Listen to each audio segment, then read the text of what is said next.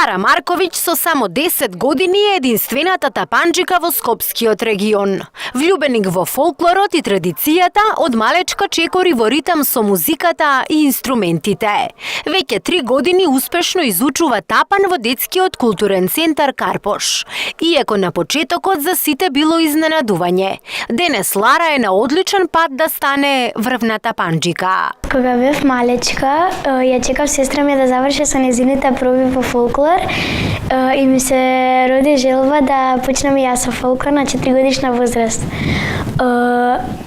Идејата со тапанот ми дојде кога од еден од нашите настапи по Ирорна во турската чаршија, прв пат видов тапан и добив огромна желба да почнам и јас тапанот да го истражувам.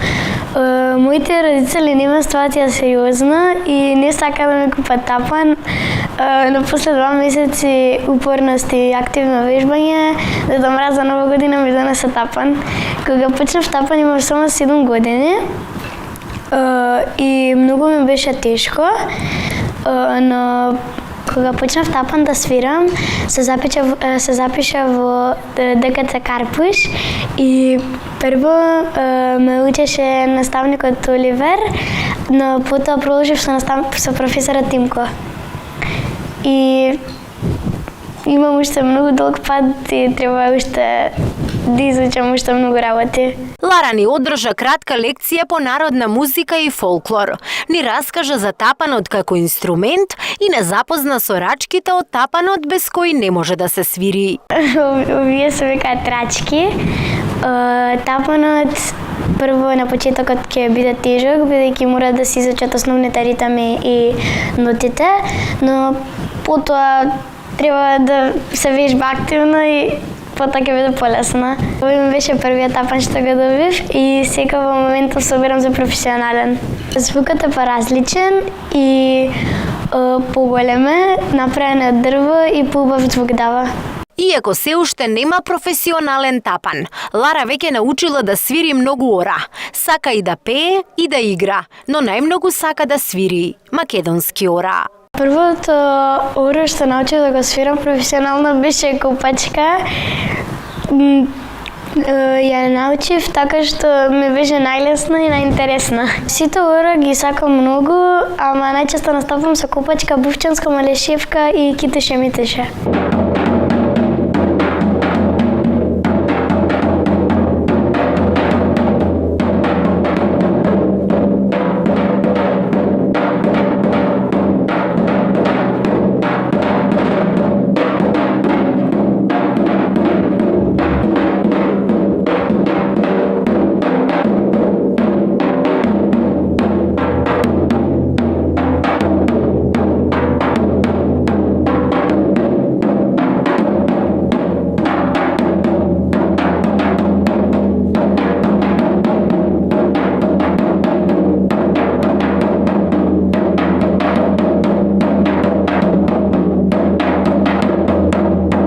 Наставникот се труди да ме научи тамбура, но не ми оди желбата за тапанот ми е многу поголема и не би рекла дека се планови, мислам дека се желби да свирам на 2 тапани во исто време, да свирам на галичка свадба и се надевам дека некој ќе ме покани. Јас сум девојче што сака да испробува се, пливање, одбојка, тенис, но највеќе сакам невообичаени работи.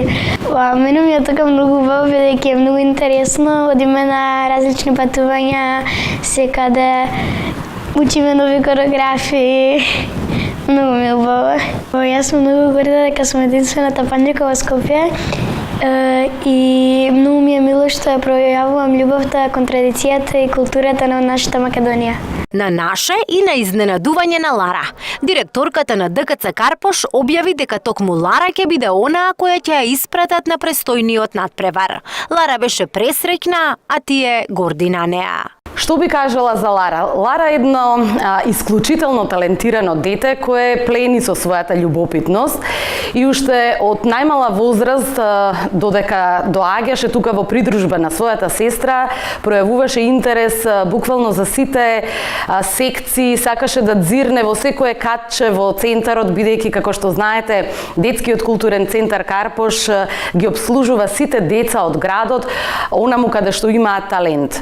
Но Лара едноставно ја понесе она љубов кон фолклорот и кон изучувањето на традиционалните инструменти, особено тапанот, како нешто што можам за волја на вистината да кажам дека беше љубов на прв поглед.